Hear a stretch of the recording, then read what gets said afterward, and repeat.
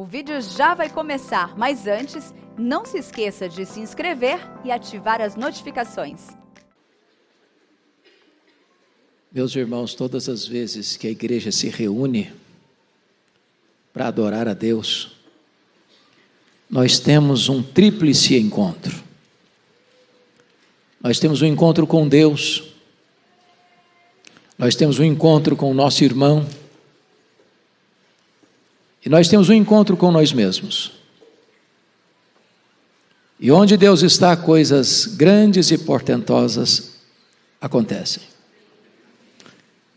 Eu fiquei muito feliz e grato a Deus quando hoje de manhã, no intervalo do primeiro culto para a escola dominical, uma irmã querida que nos visita hoje deu um testemunho e eu pedi permissão, perguntei para ela se eu poderia compartilhar para a igreja esse testemunho e ela me autorizou. De que num domingo aqui, pastor Erival pregando, e ao término do seu sermão, ele fez uma pergunta: quem quer ser curado hoje aqui? E ela na sua casa, assistindo o culto, virtualmente online, lá na sua casa, ela estava lidando com um problema sério há 10 anos, ela levantou a mão e disse: eu quero ser curada. E naquele momento Deus a curou, e ela hoje veio aqui para testemunhar o que Deus fez na sua vida. Deus é o Deus que responde a oração, Deus é o Deus que age, e talvez você veja aqui hoje precisando de uma resposta de Deus na sua vida, e Deus está aqui, e Ele é poderoso para fazer maravilhas. Abra sua Bíblia comigo, por favor, profeta Daniel, capítulo 1. Profeta Daniel, capítulo 1.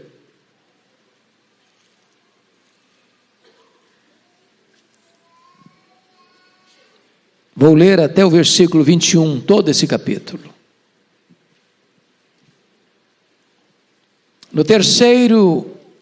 No ano terceiro do reinado de Jeoaquim, rei de Judá, veio Nabucodonosor, rei da Babilônia, a Jerusalém, e a sitiou. O Senhor lhe entregou nas mãos a Jeoaquim, rei de Judá, e alguns dos utensílios da casa de Deus. E a estes levou-os para a terra de Sinear, para a casa do seu Deus, e os pôs na casa do tesouro do seu Deus. Disse o rei a Aspenaz, chefe dos seus eunucos, que trouxesse alguns dos filhos de Israel, tanto da linhagem real como dos nobres, jovens sem nenhum defeito, de boa aparência, instruídos em toda a sabedoria, doutos em ciência, versados no conhecimento, e que fossem competentes para assistirem no palácio do rei, e lhes ensinasse a cultura e a língua dos caldeus.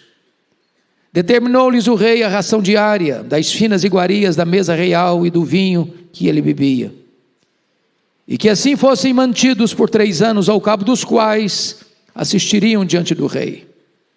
Entre eles se achava dos filhos de Judá, Daniel, Ananias, Misael e Azarias. O chefe dos eunucos lhes pôs outros nomes, a saber, a Daniel o de Beltesazar, a Ananias o de Sadraque, a Misael de Mesaque, a de Azarias, a de Abdinego. Resolveu Daniel firmemente não contaminar-se com as finas iguarias do rei, nem com o vinho que ele bebia. Então pediu ao chefe dos eunucos que lhe permitisse não contaminar-se. Ora, Deus concedeu a Daniel misericórdia e compreensão da parte do chefe dos eunucos. Disse o chefe dos eunucos a Daniel: tenho medo do meu senhor, o rei, que determinou a vossa comida e a vossa bebida. Porque, pois, veria ele o vosso rosto mais abatido do que o dos outros jovens da vossa idade.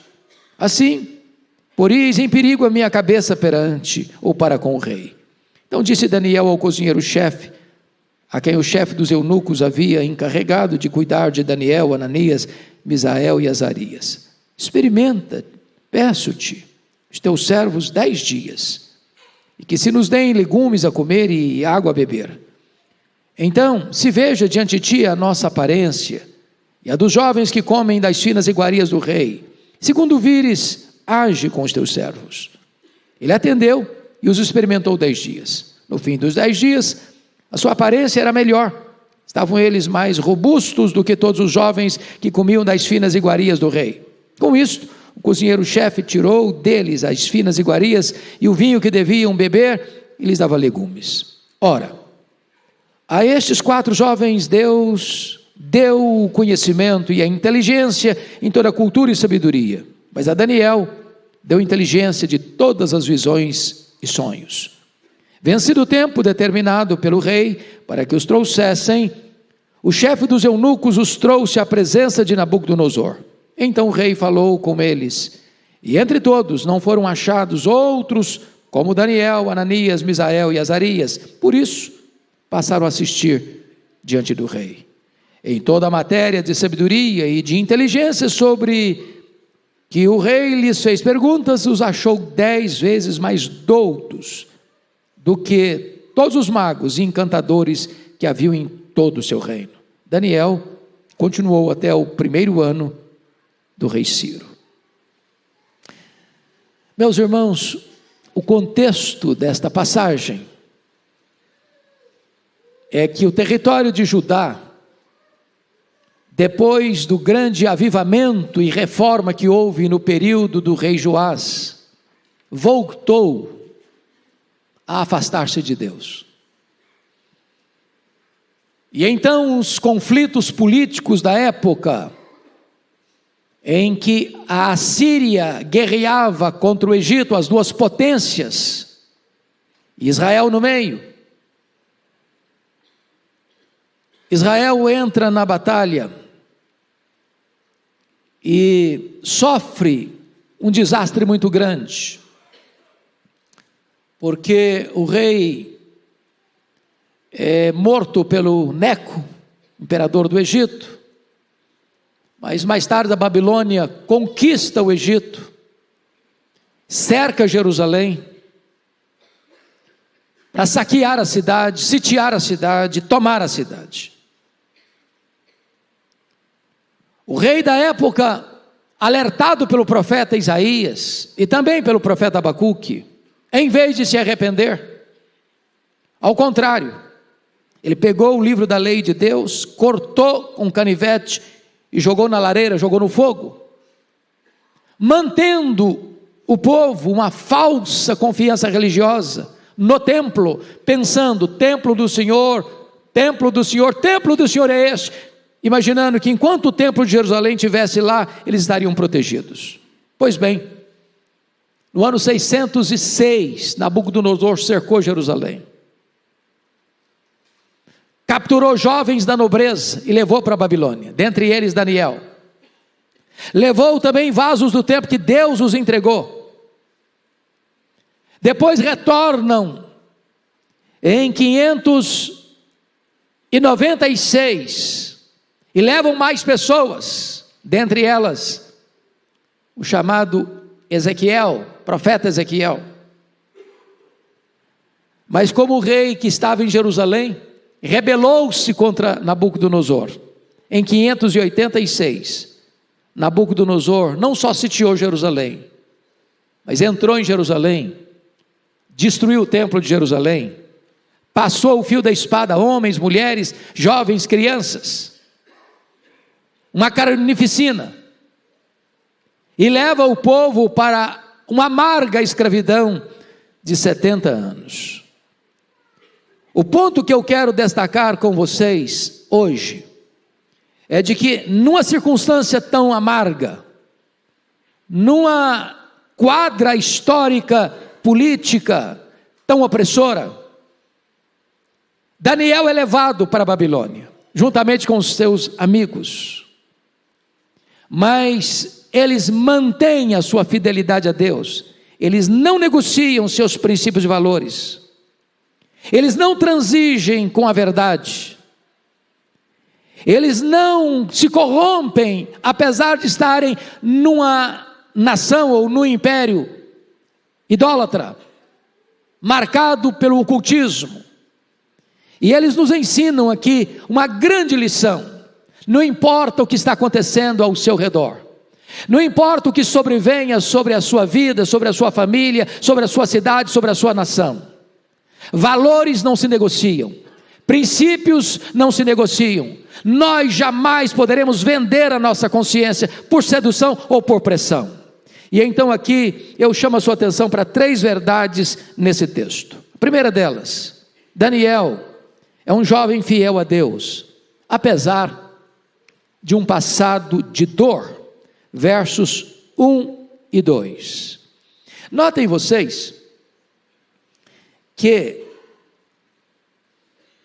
é o próprio Deus que é o agente dessa história no verso 2. O Senhor lhe entregou nas mãos a Joaquim, rei de Judá, e alguns dos utensílios da casa de Deus.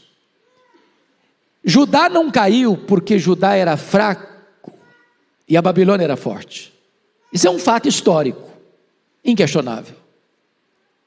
Mas Deus havia dito através dos profetas, de que se Judá, se fosse fiel a Deus, andasse com Deus, servisse a Deus, Deus protegeria Judá. Não tem nada que enfraquece mais um povo, uma nação, do que o pecado. O pecado é o opróbrio dos povos. Nenhuma nação é grande se rende ao pecado. Então o texto diz que foi Deus quem entregou Jerusalém, foi Deus quem entregou os vasos do templo, foi Deus quem entregou o seu povo nas mãos da Babilônia. E o que a Babilônia fez? A Babilônia entrou, saqueou, matou, profanou e levou o povo para a escravidão. O que Daniel está perdendo aqui? Primeiro, ele está perdendo a sua nacionalidade. Agora ele é um escravo. Ele está perdendo, em segundo lugar, a sua família. Ele é arrancado do meio da sua família. Ainda jovem, sem liberdade. Ele é um escravo, ele não tem liberdade, ele não tem opção, ele não tem escolhas. Ele é levado, ele não vai. Ele é um escravo. Mais do que isso, ele perdeu os pilares da sua religião. O seu templo vai ser arrasado e destruído. As pessoas que foram levadas para a Babilônia chegam lá sem sonhos. Eles se assentam às margens dos rios da Babilônia e eles só choram, e eles só têm reminiscências amargas, e o que eles têm no coração é sede de vingança. Mas Daniel vai, e ele influencia o meio onde está. Ele vai para o centro da idolatria do mundo, a Babilônia. Ele vai para o centro do ocultismo do mundo, e mesmo assim ele não se corrompe. Nós vivemos num mundo caído, irmãos. Nós vivemos numa nação idólatra. Nós vivemos numa nação que caminha célere para o ocultismo. Nós vivemos uma nação onde não se tem temor de Deus tantas vezes. Pressionados ou seduzidos, cabe-nos como Daniel, apesar de um passado de dor, manter a nossa integridade inegociável. Inegociável. Mas tem uma segunda lição que eu quero destacar. Daniel é um jovem fiel a Deus, apesar de um presente, de oportunidades e grandes riscos. Confira comigo, por gentileza, dos versos 3 a 8. Primeiramente, versos 3 e 4, Daniel é escolhido para estudar na Universidade da Babilônia. Verso 3 diz assim: disse o rei Aspenaz, chefe dos seus eunucos, que trouxesse alguns dos filhos de Israel, tanto da linhagem real como dos nobres, jovens sem nenhum defeito, de boa aparência, instruídos em toda a sabedoria, doutos em ciência, versados em conhecimento, que fossem competentes para assistirem no palácio do rei, e lhes ensinasse a cultura e a língua dos caldeus. Então vamos entender isso aqui. Eu fico imaginando o pai e a mãe. Todo pai e toda mãe sonha com os filhos, quer o melhor para os filhos. Emprega os melhores recursos para botar numa boa escola, dá a melhor formação. E os pais nos bastidores ficam torcendo pelos filhos, vibrando com os filhos, celebrando a vitória dos filhos, desejando que os filhos alcem voos. E eu fico imaginando, pastor Arival,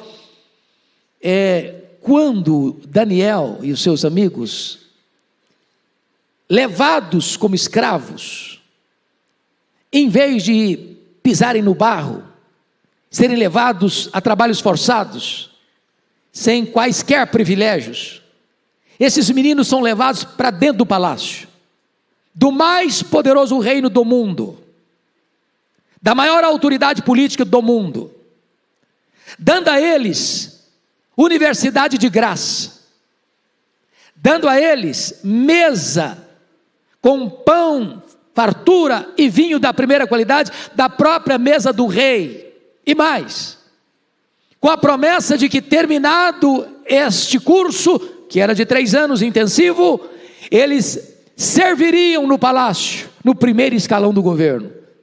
E pai e mãe dizendo: olha que chance, que bênção, que privilégio, os meus filhos, universidade de graça, tudo pago pelo governo, comida de graça na mesa do rei, bebendo o vinho do rei, e com garantia de emprego no primeiro escalão do governo do maior império do mundo. Que privilégio, que honra, que oportunidade.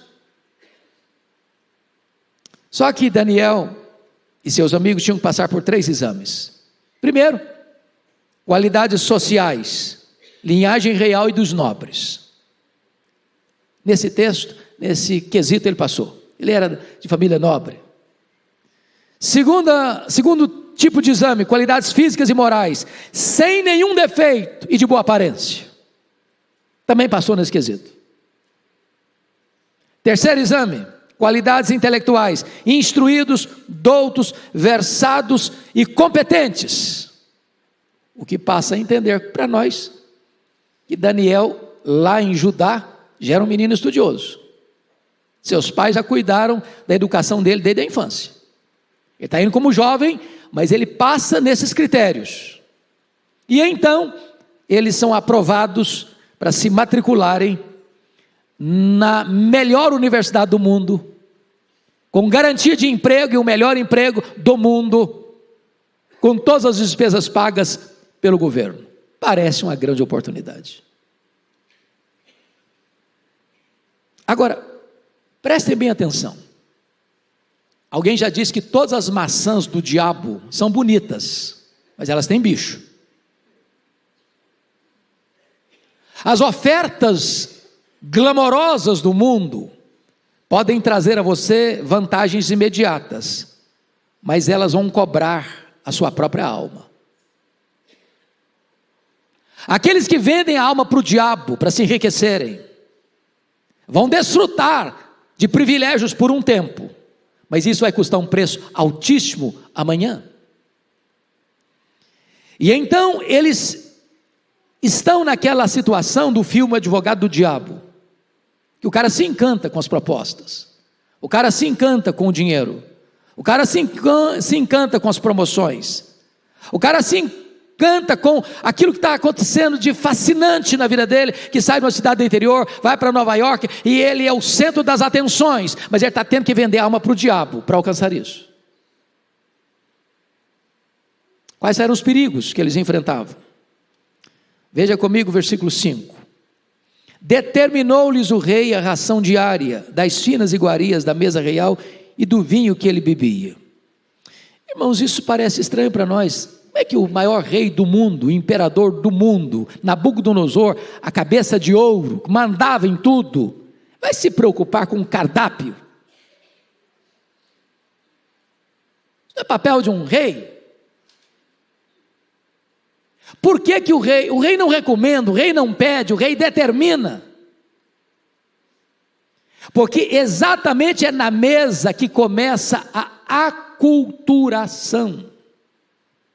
É no cardápio que começa a concessão. Porque toda a comida que era servida na Babilônia, antes de ser consumida, era consagrada aos deuses pagãos.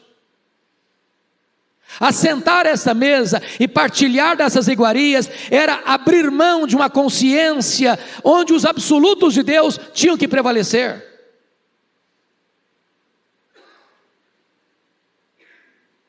Aqui está um ponto importante. Confira comigo, versos de número 5, 6 e 7. Determinou-lhes o rei a ração diária das finas iguarias da mesa real e do vinho que ele bebia, e que assim fossem mantidos por 3 anos, ao cabo dos quais assistiriam diante do rei. Então, entre eles estavam os 3 jovens lá, Daniel e os 3 amigos. O chefe dos eunucos lhes pôs outros nomes, a saber, Daniel de Belsazar, Ananias de Sadraque, Misael de Mesaque, Azarias de Abednego. O que está acontecendo aqui?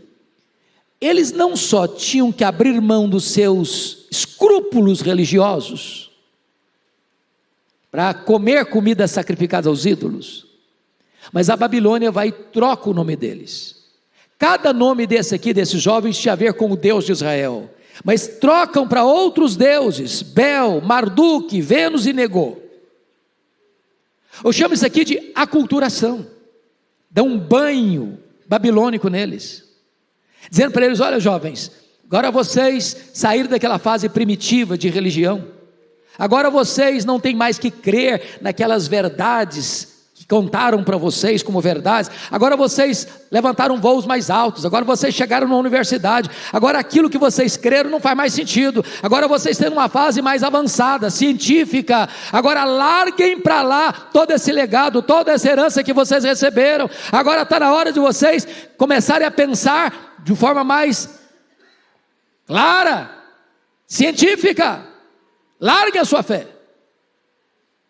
Há poucos dias, pastor Arival, uma pessoa chega para mim com o coração pesado e disse que escutou um membro da família dela dizendo o seguinte para os filhos: não, os meus filhos agora estão na universidade. Não cabe mais na cabeça de um jovem universitário achar que Deus criou um boneco de barro e soprou nesse boneco de barro e virou gente. Não, nós estamos numa fase mais avançada. Acreditar que uma serpente conversou com uma mulher, isso é primitivo. Não, acreditar que esse negócio de Gênesis, isso aí é história, que isso aí é histórico, isso não é uma fantasia, isso não é uma metáfora, não, os meus filhos estão na fase mais avançada agora, eles estão numa grande universidade, agora eles se libertaram dessas peias das crenças religiosas. Notem vocês que a aculturação da Babilônia é pior do que a espada da Babilônia. É melhor ser um mártir do que ser um apóstata. Daniel entendeu isso. Trocaram os nomes deles, mas não puderam trocar a fé que eles traziam no coração. Meus irmãos, o mundo vai querer nos engolir, o mundo vai querer nos formatar, o mundo vai querer nos fazer concessões, o mundo vai querer que nós troquemos a nossa fé pelas ideias, ideologias e filosofias deles, mas cabe-nos fincar o pé e sermos fiéis, apesar da pressão e apesar da sedução.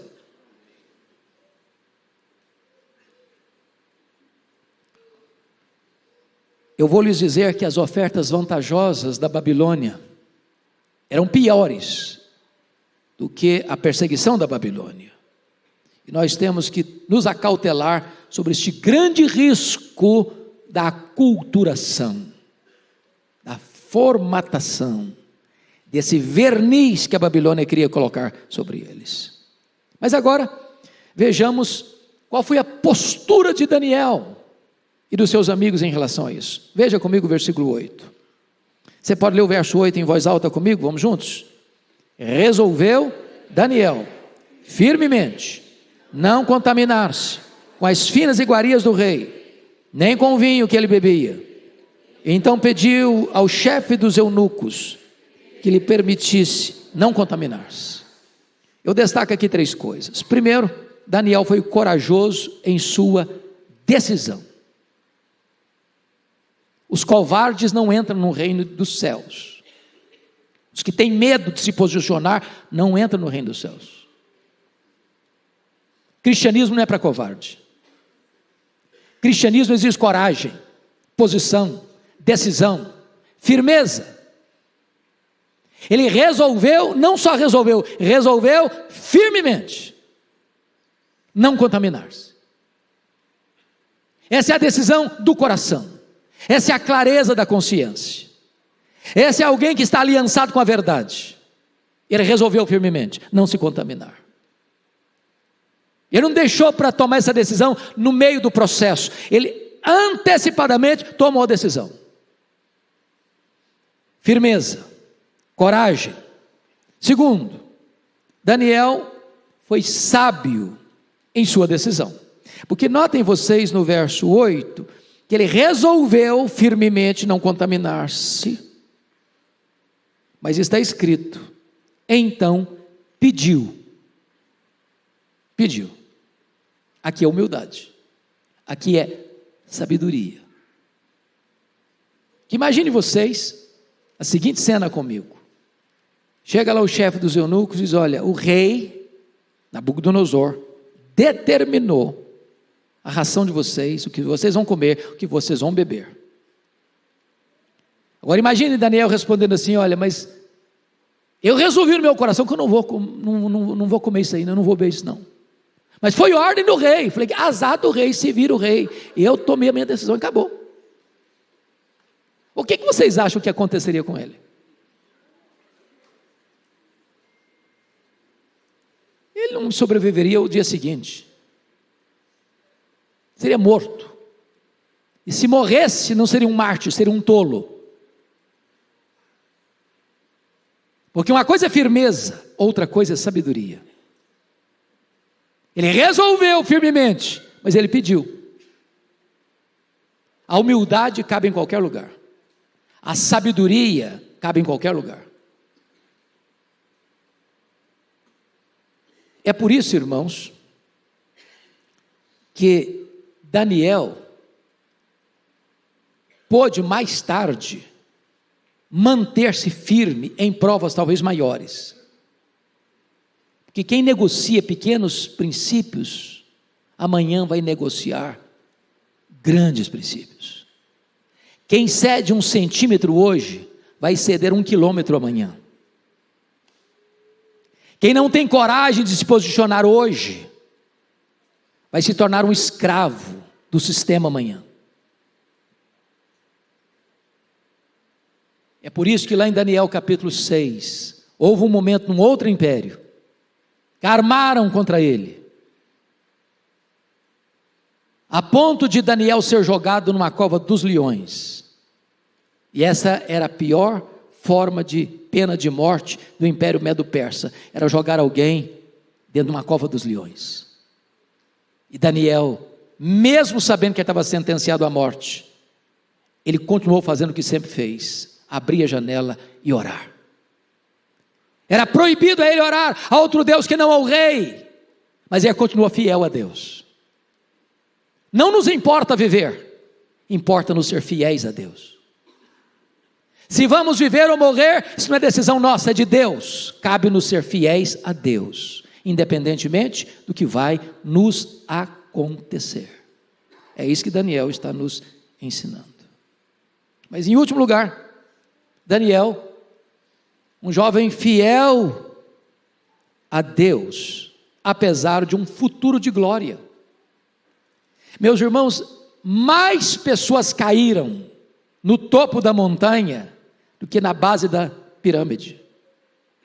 Mais pessoas caíram no sucesso do que na escassez. Quer conhecer um ser humano? Dê poder para ele.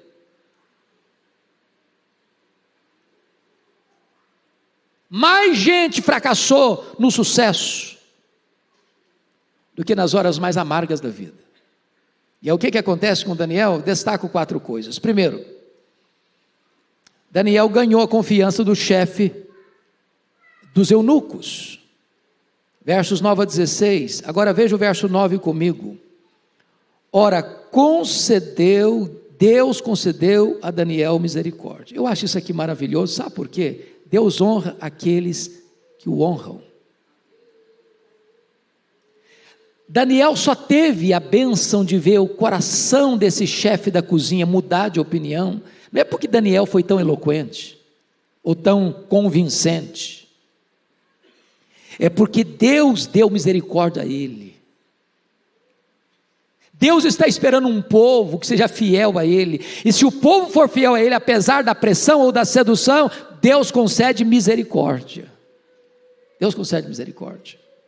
Segundo, Deus concede confiança. Isso é fé. Olha o verso 12 comigo. Daniel diz assim: experimenta, peço-te, os teus servos 10 dias. Ele trabalha empiricamente, governado pela fé.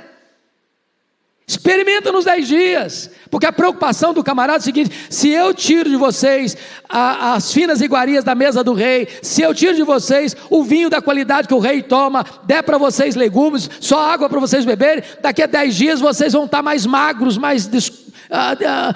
com aparência mais ruim, pior do que a dos outros, então eu vou estar botando a minha cabeça a prêmio com o rei. Daniel diz: experimenta. Por que ele tem essa convicção? É porque sabia que Deus estava nesse negócio. Quando você é fiel a Deus, Deus está nesse negócio. Quando você leva Deus a sério, Deus está nesse negócio. Quando você está pronto a correr risco por amor a Deus, por fidelidade a Deus, Deus está nesse negócio. Terceiro, olha comigo o verso 16. Deus honra aqueles que o honram. Com isto, o cozinheiro-chefe tirou deles as finas iguarias e o vinho que deviam beber, e lhes dava legumes. Ou seja, a firmeza dele, a sabedoria dele, a confiança em Deus, e o favor de Deus, mudou o cenário. E agora, ele está lá no palácio do rei, mas não está se contaminando com as finas iguarias da mesa do rei, mantendo a sua fé intacta, num território idólatra. O homem não é, como dizia John Locke, produto do meio. O homem não é uma tábua rasa, o homem não é uma folha em branco, o homem é que influencia o meio, ele transforma o meio. É lá na sua casa, é lá na sua vizinhança, é lá na sua escola, é lá na sua universidade, é lá na sua empresa, é lá no seu comércio. Se você resolver andar com Deus, Deus vai mudar o ambiente, em vez de você ser tragado pelo ambiente. Mas mais do que isso, Deus concede capacitação especial no versículo 17, confira comigo, você pode ler comigo em voz alta, verso 17, vamos juntos? Ora, a esses 4 jovens, Deus deu o conhecimento e a inteligência em toda a cultura e sabedoria, mas a Daniel deu inteligência de todas as visões e sonhos. Quem dá sabedoria e inteligência é Deus. É Deus. Deus honra aos que o honram. Deus é fiel aos que procuram ser fiéis a Ele. Mas, meus amados irmãos, não só Daniel ganhou a confiança do chefe dos eunucos, Daniel foi aprovado com grande honra. Veja você, no verso 18, que a prova, conforme algumas universidades inglesas no passado, era oral. E quem vai entrevistar os estudantes para um cargo no primeiro escalão do governo, não é qualquer subalterno, é o próprio rei Nabucodonosor, conforme o verso 18. Vencido o tempo determinado pelo rei, e eram 3 anos, para que os trouxessem, o chefe dos eunucos os trouxe à presença de Nabucodonosor. Verso 19, então o rei falou com eles, e entre todos não foram achados outros como Daniel, Ananias, Misael e Azarias, por isso passaram a assistir diante do rei. Mas olha o que está escrito no verso 20, leia comigo em voz alta, por favor, no verso 20. Em toda matéria de sabedoria e de inteligência, sobre o que o rei lhes fez perguntas, os achou 10 vezes mais doutos do que todos os magos e encantadores que havia em todo o seu reino. 10 vezes mais. Passou na prova com louvores. E o que acontece? Está escrito, versículo 19, parte B, por isso passaram a assistir diante do rei.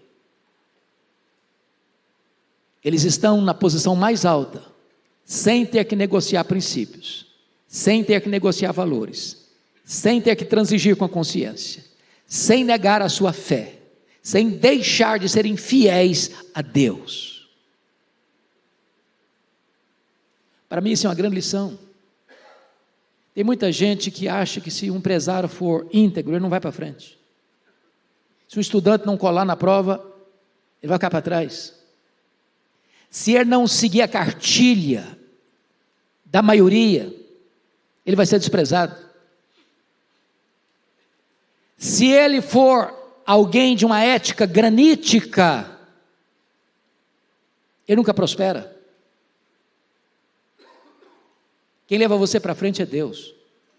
Quem dá vitória para você é Deus. Quem honra você é Deus. Quem faz você prosperar é Deus. Quem distingue você é Deus. Então jamais negocie princípios e valores, jamais transija com a sua consciência iluminada pela palavra de Deus e pelo Espírito de Deus, para você alcançar favores. Em nome de Jesus, não venda a sua alma. Qual foi o resultado final? Diz o texto, versículo 21, ele foi maior do que a própria Babilônia. Leia o verso 21 comigo. Daniel continuou até o primeiro ano do rei Ciro. O que está acontecendo aqui? A Babilônia caiu. Nabucodonosor, tão imponente, foi comer capim. Deus o transformou em louco,